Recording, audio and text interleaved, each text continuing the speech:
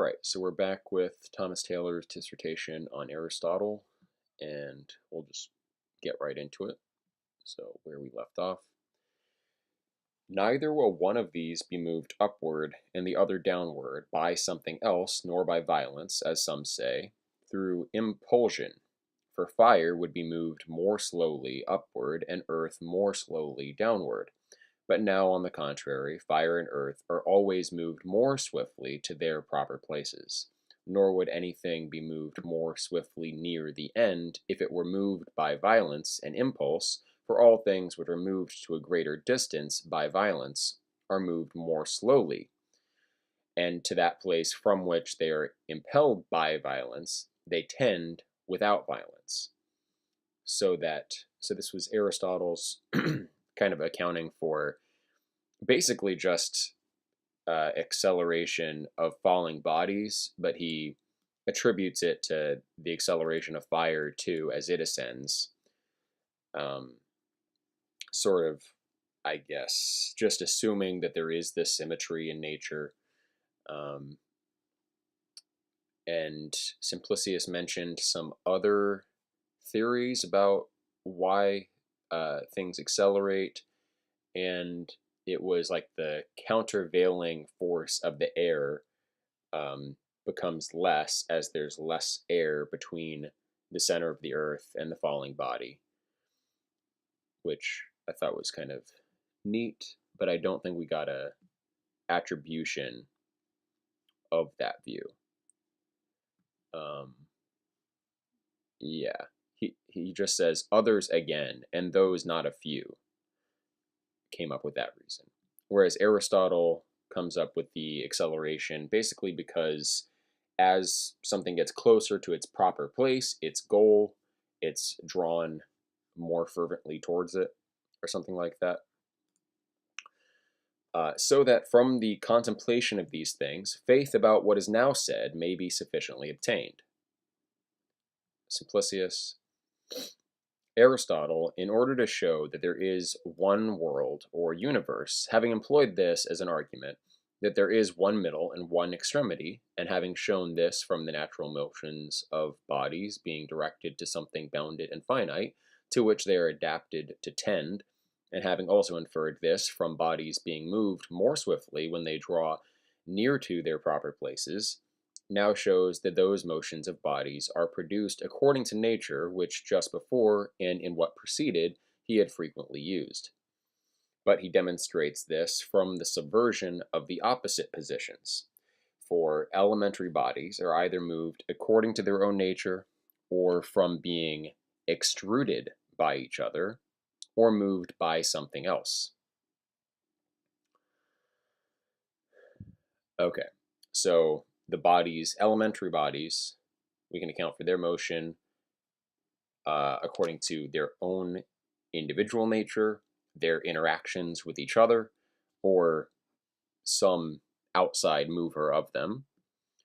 He shows, therefore, that they are neither moved by something else nor extruded by each other.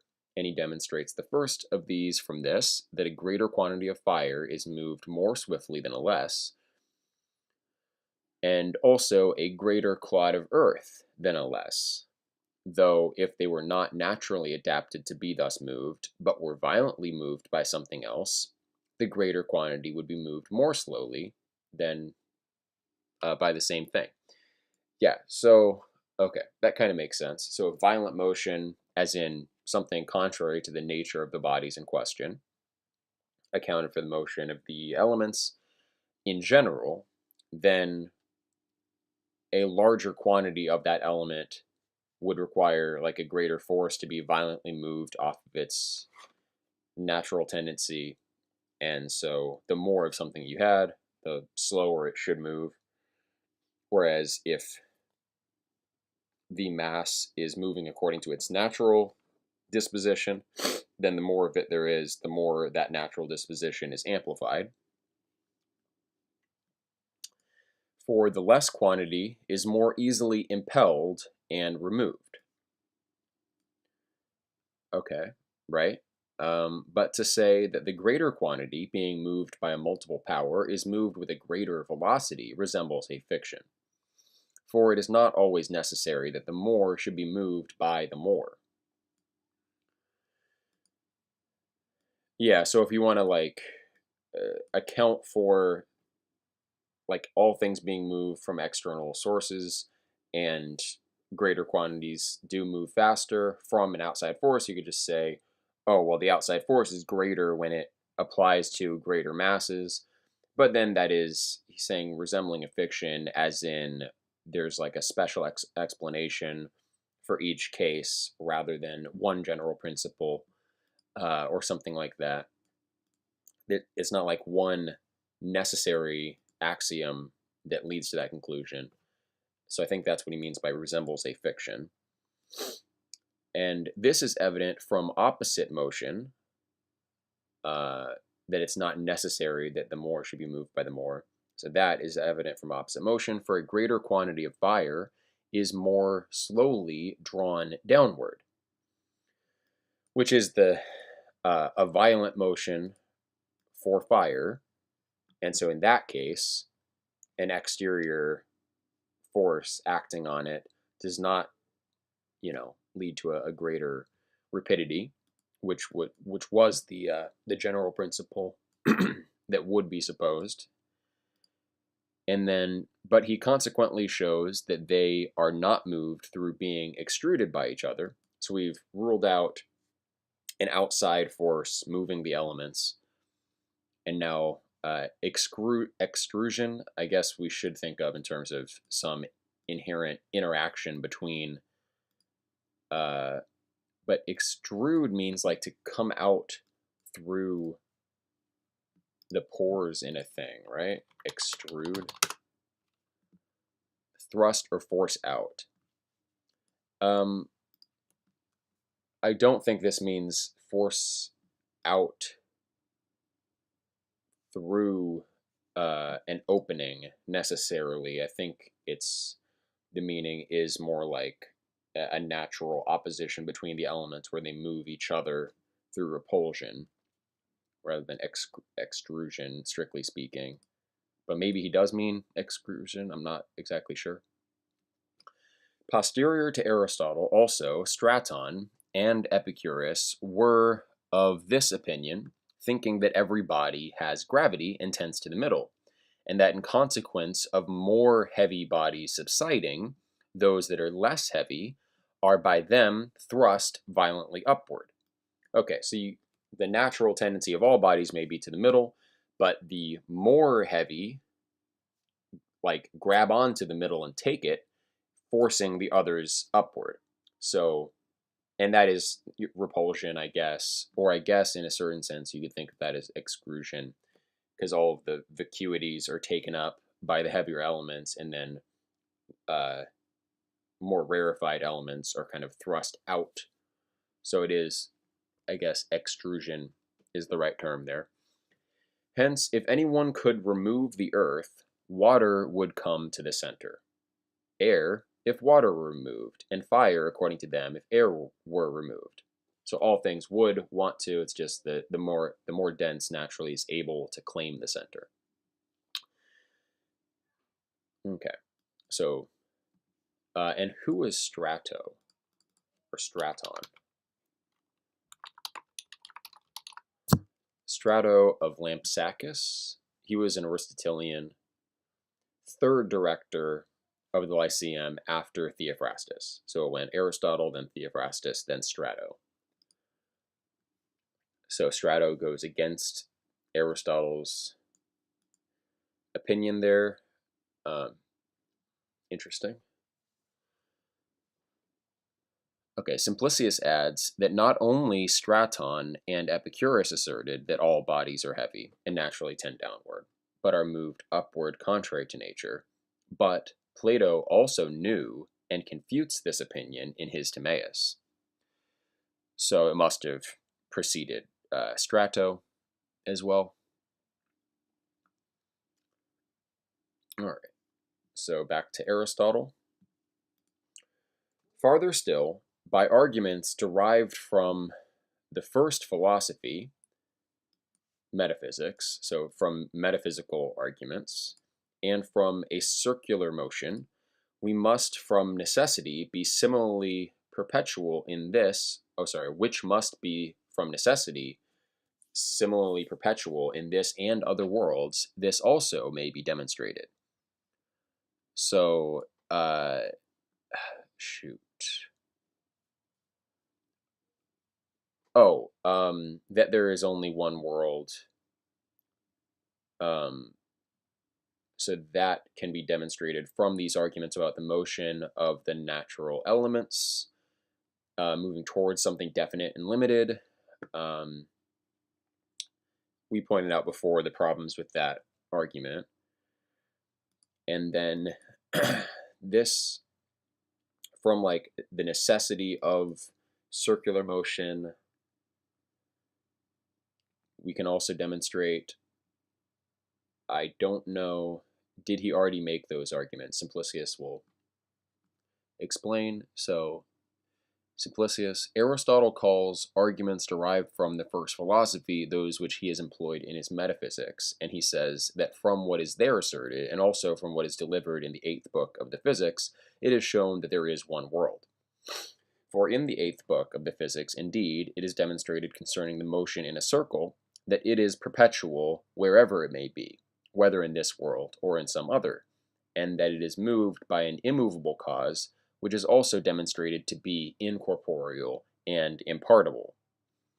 But it is demonstrated to be so because there is no infinite body, and because nothing finite has an infinite power, but there is an infinite power in that which moves to infinity.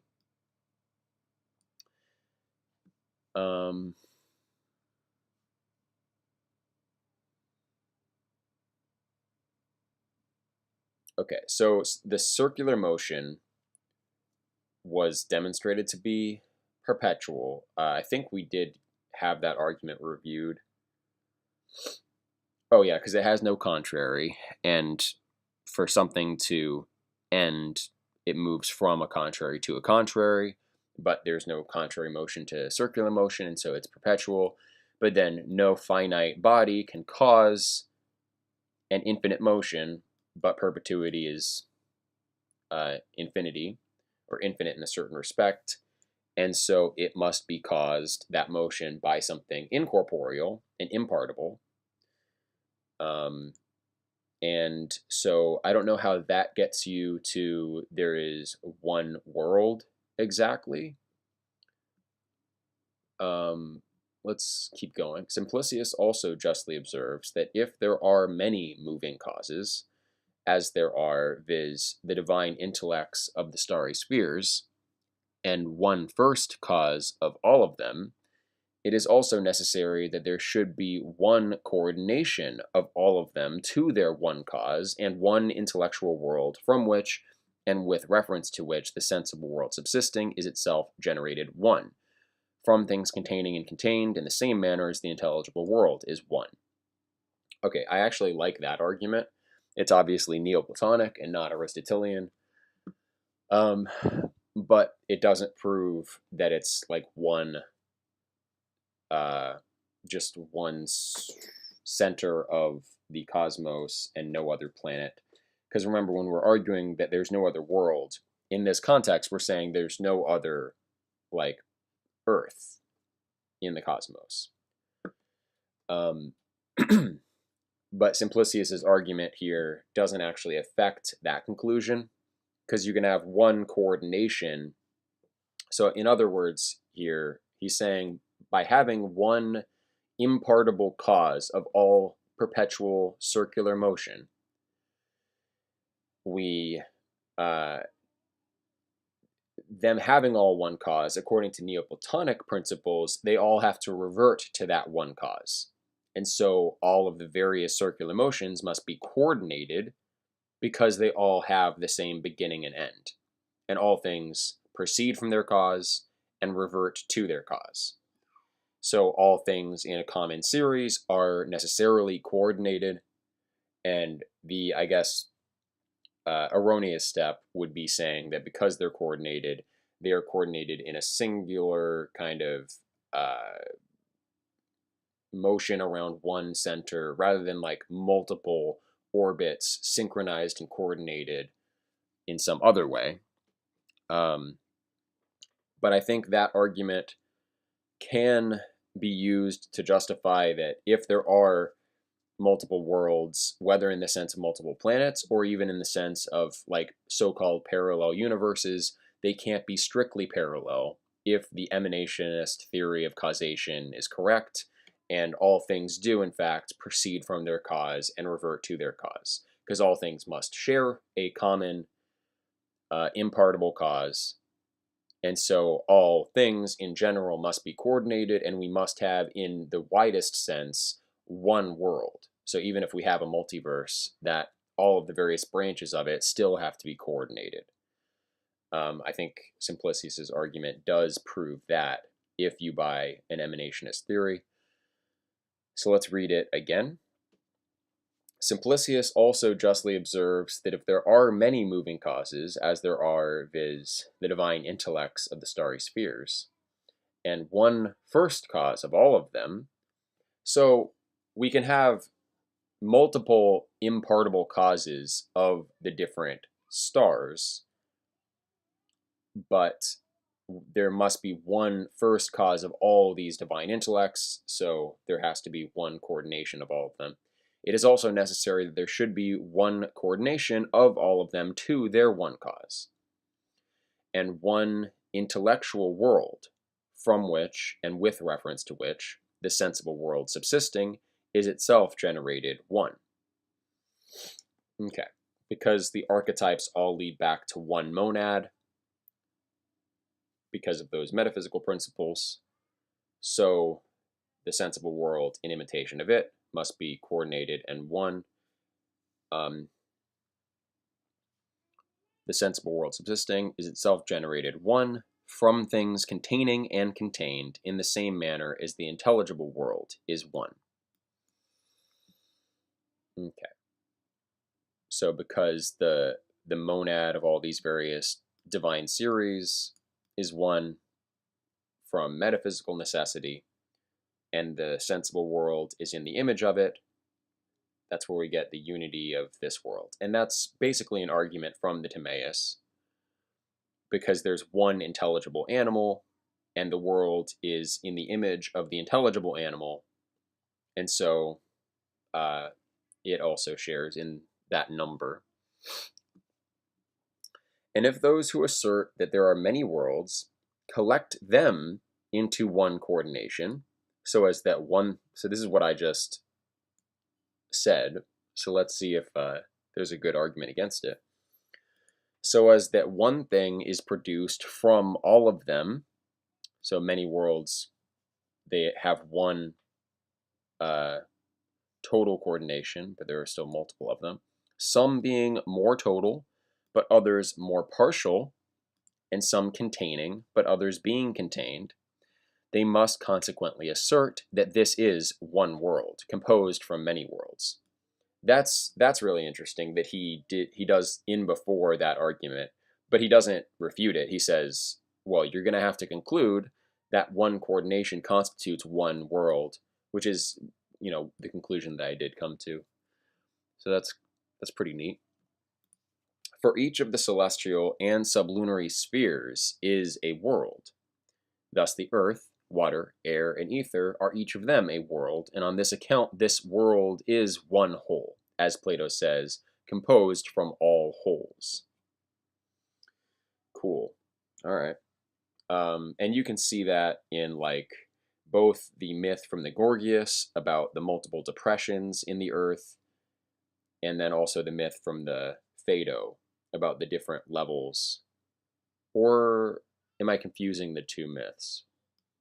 Anyway, I think there are multiple myths with like different regions in the greater earth, and we could apply that to, I think fairly, in light of this comment, we can fairly apply that to the multiverse.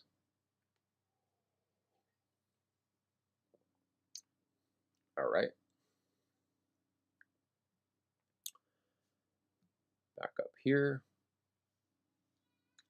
Aristotle, it likewise will become evident that there is necessarily one heaven from considering as follows. For as there are three corporeal elements, there will also be three places of the elements. One indeed being the place of the body which subsists under the others, and which is situated about the middle. Another being the place of that body which is circularly moved, and which is the extreme, the ether. And the third, which is between these, and is the place of the intermediate body. For in this place it is necessary that the body which surpasses in levity should be situated, since if it were not in this, it would be situated beyond. This, however, is impossible, for one body is without, and another possesses gravity. But the place of the body which possesses gravity is more downward, if that which is in the middle is heavy. Neither is it in this place contrary to nature, for if it were, it would be in another place according to nature, but it is not in another. It is necessarily, therefore, in the intermediate place. What the differences are, however, of this intermediate place we shall afterwards explain. Concerning the corporeal elements, therefore, what and how many they are, what the place is of each, and in short, how many the places of them are in multitude, is manifest from what has been said. Okay, so the cosmos necessarily has the structure of one center where heavy things tend, and then one periphery which circulates at an extreme. And I guess that's because you can't have an infinite body. I don't think he gives the argument for why it's impossible here. We'll see if Simplicius expands on that. So Simplicius. The remainder of the argument employed by Aristotle to show that there is one world is this, that the natural place of each of the elements is one in number.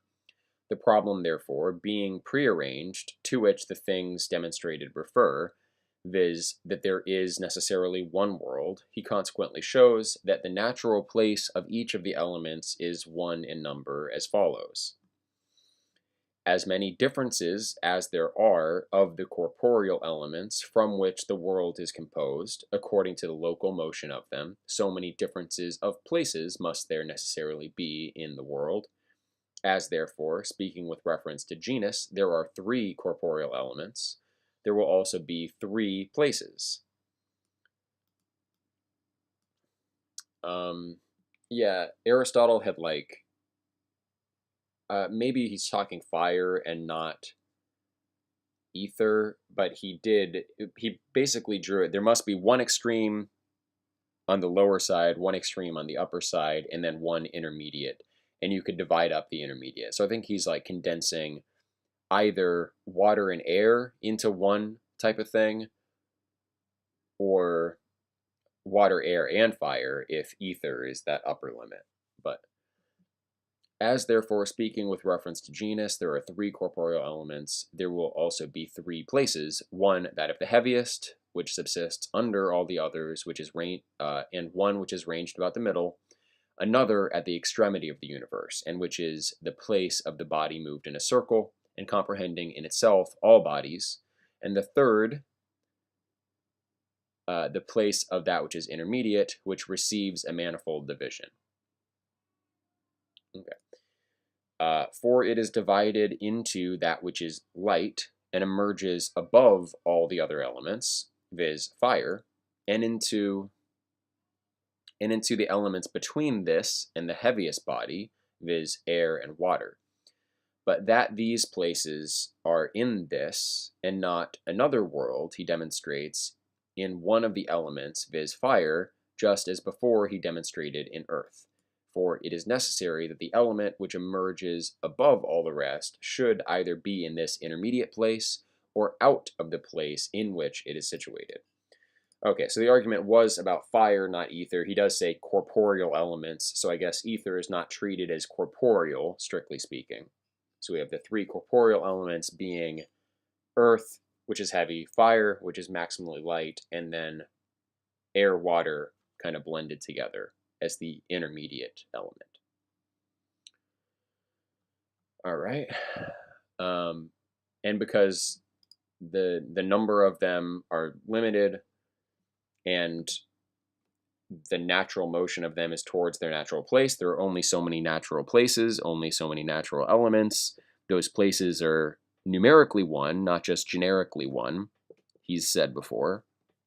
Although I think, as we said, without a really good argument. So therefore, there has to be one middle of all things, one intermediate zone, one extremity. So we've proved from there being one middle, especially with relation to the gravitational force or the natural motion of Earth. And then now we have from the necessity of one extremity, one circular motion, which is perpetual.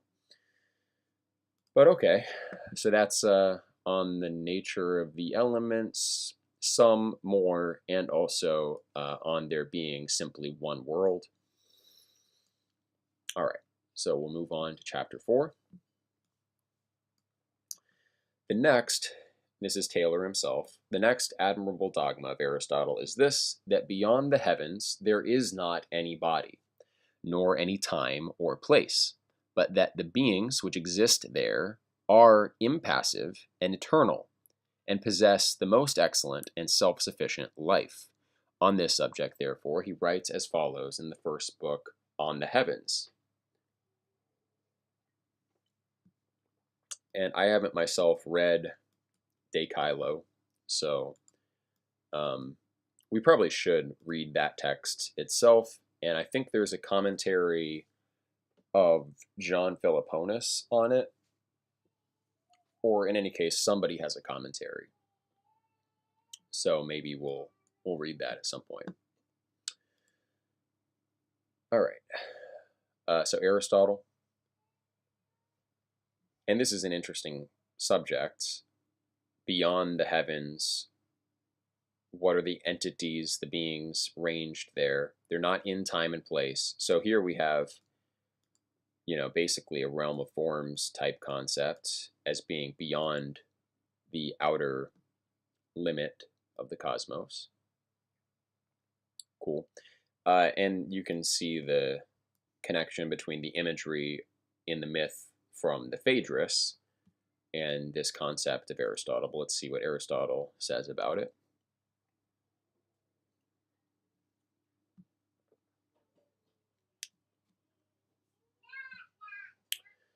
All right, so let us in the first place explain what we say heaven is, and in how many ways that the object of investigation may become more manifest to us.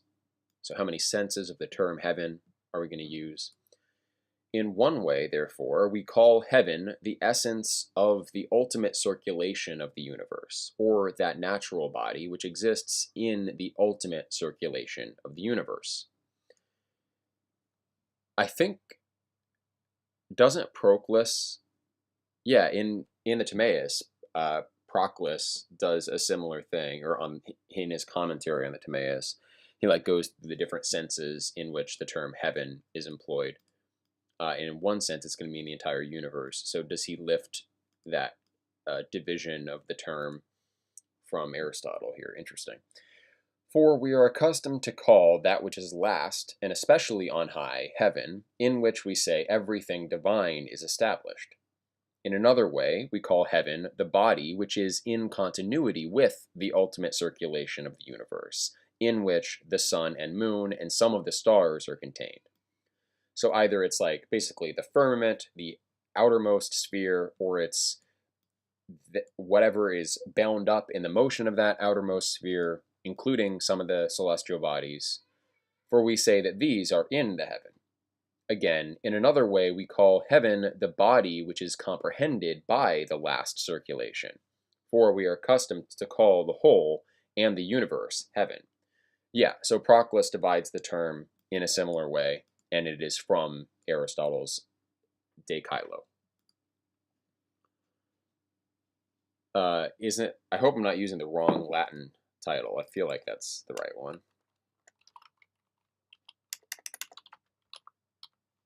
On the heavens, yeah. Okay. Yeah. I don't have to use the Latin. It's just helpful to remember which Latin terms refer to which works, because so many scholars will abbreviate books by the Latin title. Okay. Okay, so we're accustomed to call the whole in the universe heaven. Since, therefore, heaven is triply denominated, the whole which is comprehended by the last circulation must necessarily be composed from every natural and sensible body, because neither is there any body beyond the heaven, nor can any body be generated beyond it. Okay, so the universe must exhaust all the types of natural and sensible body, because there's nothing beyond.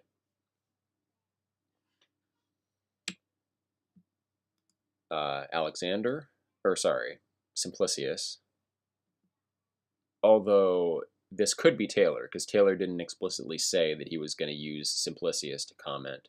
Oh yeah, because Simplicius doesn't, I think, have a On the Heavens commentary, so maybe this is Taylor, not sure. So footnote 4, anyway.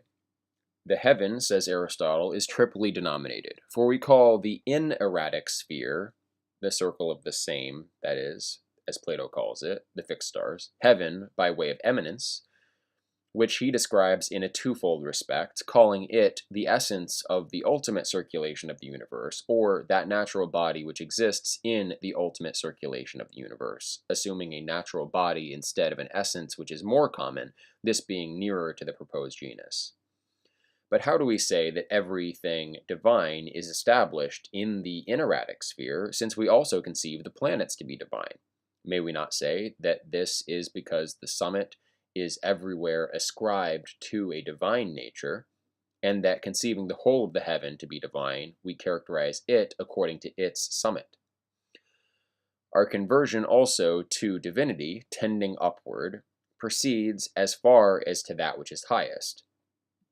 Or is it because all the divine essences, being separately united to the first principle, having in their own proper nature a supermundane subsistence, are especially comprehended by the first and most excellent of bodies? So the circle of the same is principally that which contains all the divine what? Essences?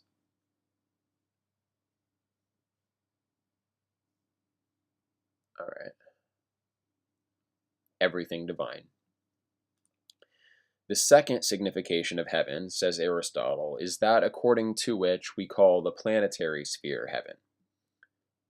For this is the body, which is... So I guess the argument for the circle of the same, containing all the divine bodies, was that the individual planets which we call divine will have their counterparts in the circle of the same, which is higher than them and is the source of their divinity. And so the planets, the younger gods, are divine by participation, whereas their counterparts in the circle of the same would be more eminently divine. And so that's why it contains all things which are principally divine rather than derivatively divine. Maybe. The second signification of heaven, says Aristotle, is that according to which we call the planetary sphere heaven, for this is the body which is in continuity with, or proximate to, the ultimate circulation of the universe, in which the sun and moon and the other stars are called planets, are contained. Okay? But delivering to us a divided appellation of the inerratic and the erratic sphere, he gives us to understand what we denominate heaven, everything which is moved in a circle and is extreme, and which is divided in opposition to a generable and corruptible nature. So both the circle of the same and the circle of the other are... Oh boy. Okay, I'm going to have to stop soon, I think. All right, just give me 1 minute. Sorry.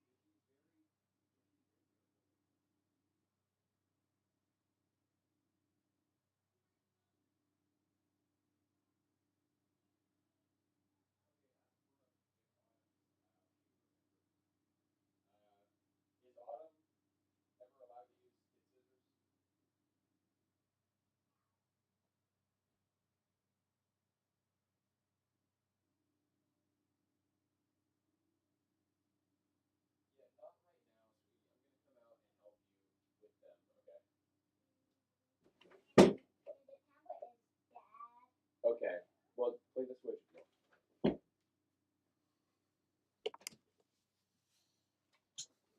Okay, yeah, sorry about that.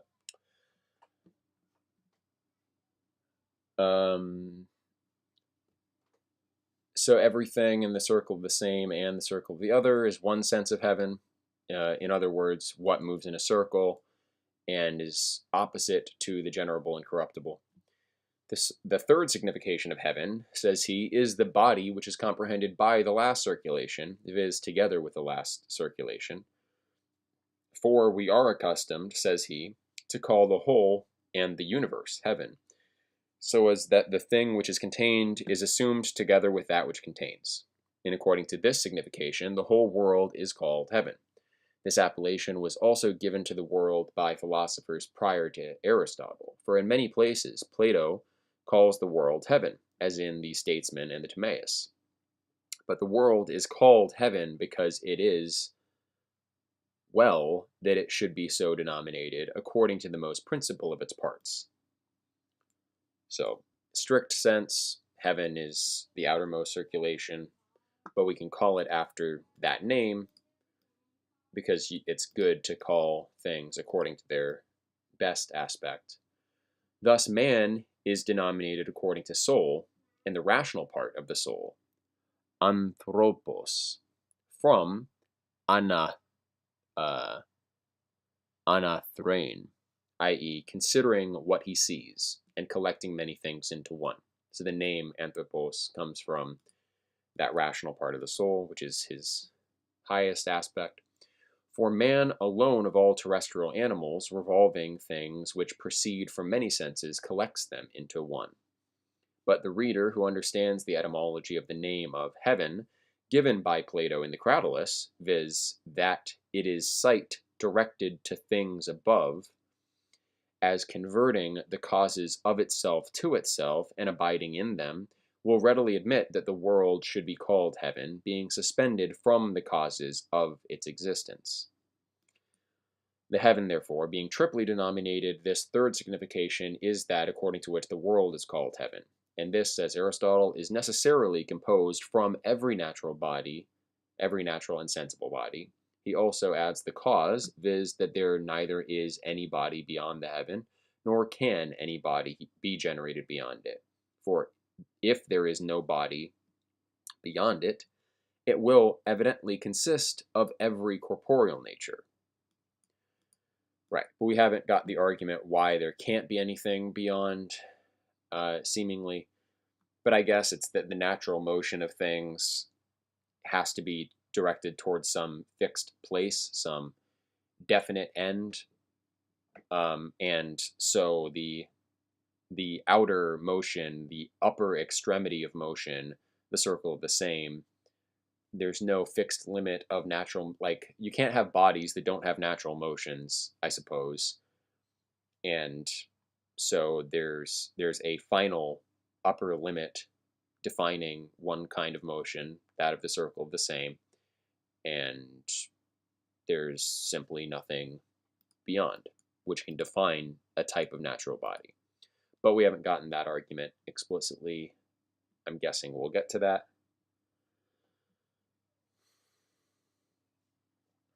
Neither is there, Aristotle, any body beyond the heaven, nor can any body be generated beyond it. For if there is a natural body beyond the last circulation, it must necessarily either be one of the simple or of composite bodies, and must either subsist according to or contrary to nature. It will not therefore be any of the simple bodies, for it has been shown that the body which is moved in a circle cannot change its place. But neither can it be that body which is moved from the middle, nor that which is placed under all the rest, for they would not exist there naturally, since their proper places are different from this. Okay, so the natural, you couldn't have the simple bodies which tend towards the middle out there beyond the outer extremity, because that's not their natural place. So what are they doing out there? But if they are there contrary to nature, the external place will be natural to some other body. Okay, so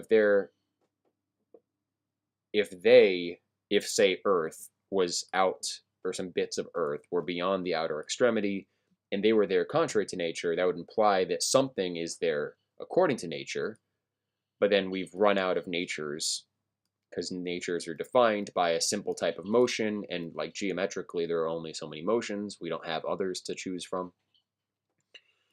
For it is necessary that the place which is contrary to nature to this should be natural to some other body, right? Because contraries have contraries. There is not, however, any other body besides these. It is not possible, therefore, that there can be any simple body beyond the heavens. Right. So because there's no natural body beyond the ones outlined, you couldn't just have things be placed beyond the outer extremity all against their nature, because that would imply if this place is contrary to nature for these bodies, this place must be according to nature for some other bodies. That's the reasoning. Okay, and I think we can go ahead and wrap up for now. Hopefully we come back to this tomorrow, if not, then next week. But any thoughts on the reading today? No, the Simplicius commentary, there is one on De Caelo. Oh, okay. Well, good. We're probably getting Simplicius then, and that means we could read all of Simplicius on that if we choose. So, all right. Thanks for participating today.